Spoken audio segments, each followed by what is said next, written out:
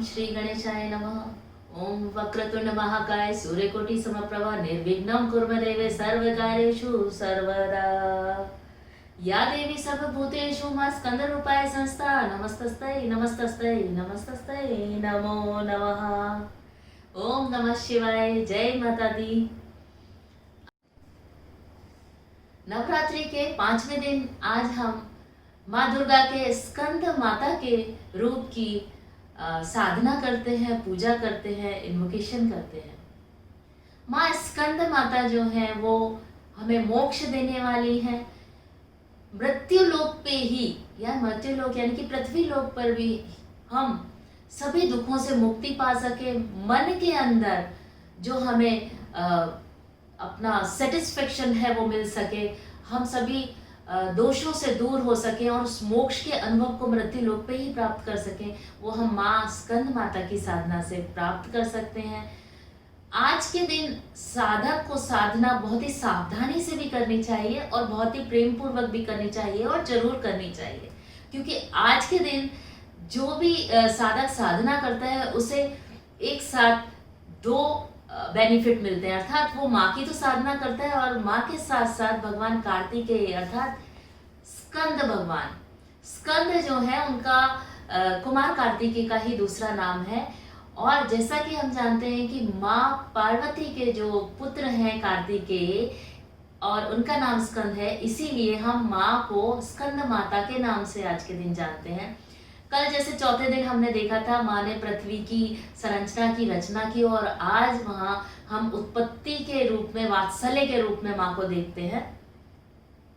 माँ का जो स्वरूप है उसमें हम देखते हैं कि माँ के 4 हाथ हैं और 4 हाथ में से 2 हाथों में कमल है। एक हाथ उनका आशीर्वाद के वर मुद्रा के रूप में, तथास्तु के रूप में है और दूसरे हाथ में उन्होंने एक बच्चे को लिया हुआ है और वो बच्चा वही है भगवान कार्तिकेय यानी भगवान स्कंद। इनकी माता होने के कारण ही हम इन्हें स्कंद माता कहते हैं। माँ का वात्सल्यमयी रूप होने के साथ साथ माँ का रूप बहुत ही तेज है।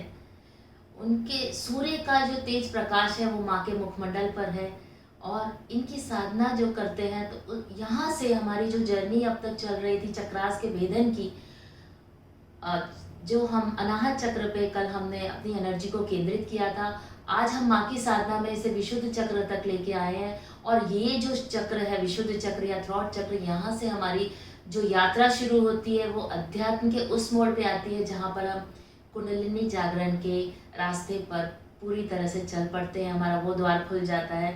तो यहाँ पे साधक को बहुत सारे अलग अलग अनुभव होते हैं और माँ स्कंद माता की साधना से उन्हें ये अनुभव बहुत ही आसानी से उपलब्ध हो सकते हैं। अब जैसा कि हर माँ के स्वरूप के साथ एक कथा चली आ रही है, उसी तरह माँ स्कंद माता के रूप की भी जो कहें तो एक कथा है कि कैसे माँ स्कंद माता का नाम पड़ा और रूप ये आया।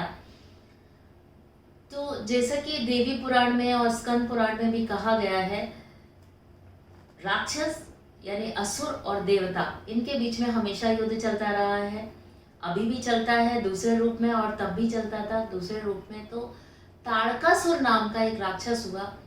ताड़कासुर जो राक्षस था उसने भगवान ब्रह्मा जी की तपस्या की, घोर तप किया और तप करके उन्हें प्रसन्न करके 2 वरदान प्राप्त किए। पहला वरदान था कि मेरे जैसा बलवान कोई ना हो, मैं पूरे ब्रह्मांड में सबसे बलवान बनूं।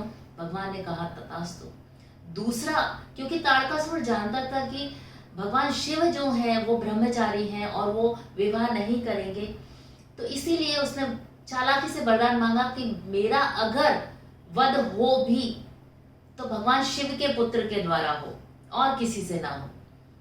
अब देवताओं को भी ये बात पता थी, ब्रह्मा जी को भी ये बात पता थी। उधर माँ पार्वती जो थी भगवान शिव को पाने के लिए घोर तपस्या कर रही थी, पर भगवान शिव जैसा कि तप में लीन थे, तो वर्षों निकल गए तपस्या में, लेकिन इधर ताड़कासुर का वध बढ़ता जा रहा था, अत्याचार। तो सभी देवताओं ने प्रार्थना की कि किस तरह से हम इसका सॉल्यूशन निकालें।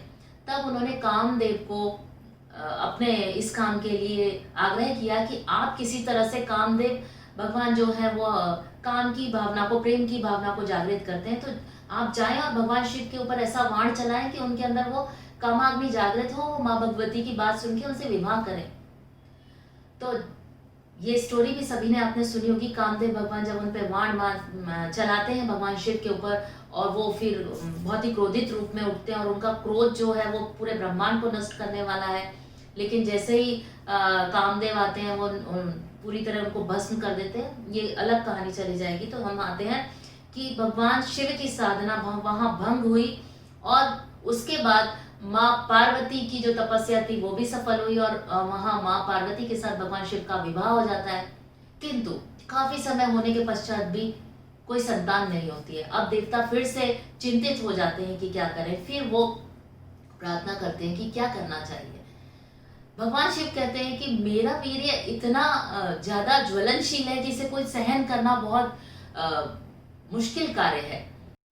तो उसके बाद वो कपोत के रूप में अग्निदेव को भेजते हैं, क्योंकि अग्निदेव ही उस ज्वलनशील को, वीर्य को सहन कर सकते थे।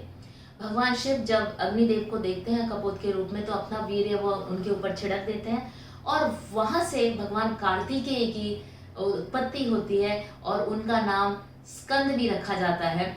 और वो माँ पार्वती के बहुत ही प्रिय पुत्र हैं, इसीलिए माँ का नाम स्कंद माता रखा गया। तो इनकी साधना जब करते हैं तो हमें माँ के साथ साथ स्कंद भगवान अर्थात भगवान कार्तिकेय का भी आशीर्वाद मिलता है। भगवान कार्तिकेय जो हैं वो पूरे जो देव सेना थी उसके सेनापति नियुक्त हुए।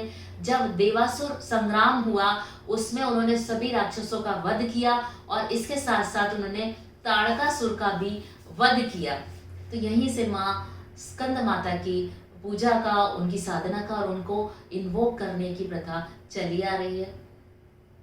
अब हम देखें कि मेन साधना का हमारा पर्पस क्या है। जैसा कि हमने स्टोरी से भी जाना कि साधना का पर्पस यही है कि हमें मोक्ष की प्राप्ति हो, हमें यश की प्राप्ति हो। माँ की साधना करने से साधक को आकर्षण भी बहुत प्राप्त होता है। माँ स्कंद माता की साधना करने से वात्सल्य भी उनके चेहरे पर आता है, प्रेममयी आपका आवरण बन जाता है, और साथ में यहाँ से आध्यात्म की रास्ता के लिए भी जो यात्रा है उसके लिए भी रास्ता खुलता है। अब हम देखेंगे कि साधना के लिए हमें करना क्या क्या है। तो साधना के लिए पहले आते हैं वस्त्र आसन। तो वस्त्र माँ को सबसे ज्यादा जो है पीला रंग बहुत प्रिय है। तो पीले रंग के वस्त्रों में माँ की पूजा करनी चाहिए, साधना करनी चाहिए। इसके साथ हम हरा रंग भी पहन सकते हैं, और ग्रे कलर में भी हम माँ की साधना कर सकते हैं। आसन कौन सा होना चाहिए? आसन वैसे देखा जाए तो साधना के लिए कुशा का आसन ले सकते हैं, या फिर आपके पास अगर नहीं है तो कोई ब्लैंकेट ले सकते हैं। ब्लैंकेट के ऊपर आप येलो कलर का कोई भी बेडशीट जो है साफ सुथरा उसे बिछा करके माँ की साधना करें। ये साधना है, पूजा का जो रिचुअल है जो रिलीजियसली हम करते हैं हर रोज, वो वही रहेगा कि सबसे पहले जो है माँ का इन्वोकेशन है। सबसे पहले नेचुरली भगवान गणपति जी का जो है वो इन्वोकेशन है, और उसके बाद माँ का इन्वोकेशन है। फिर उसके बाद स्तुति 32 नामावली है, महामृत्युंजय मंत्र है, स्तुति है, और माँ के मंत्र हैं अलग अलग जो हम अभी आगे जानेंगे। डायरेक्शन जो है इनका नॉर्थ यानी उत्तर दिशा है। उत्तर दिशा में माँ राज करती हैं, और इनकी जो ऑफरिंग्स हैं, जो आज हमें प्रसाद चढ़ाना चाहिए, तो केले का प्रसाद माँ को बहुत ही प्रिय है। फूल में अगर देखें तो हम हिबिस्कस यानी कि गुड़हल का लाल रंग का जो फूल आता है वो माता को बहुत ही प्रिय है। इसके साथ साथ हम जब साधना करेंगे तो मंत्र कौन से लेंगे? मंत्र जो है एक जो माता का साधारण मंत्र जिसे हम कहें वो है ओम देवी स्कंद माताए नमः। ओम देवी स्कंद माताए नमः। माँ की स्तुति जो मैंने सबसे पहले आपको बताई दी है, या देवी सर्वभूतेषु माँ स्कंद माताए रूपेण संस्था नमस्तस्तये नमस्तस्तये नमस्तस्तये नमो नमः।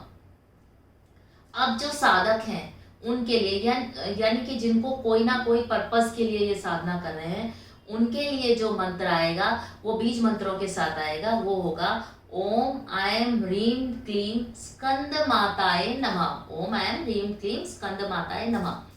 आपको माँ देवी का जो मंत्र है वो भी 108 बार पढ़ें। साधना का जो मंत्र है बीज मंत्र के साथ वो भी 108 बार पढ़ें, और जो माँ की स्तुति है वो आप एक ही बार करें।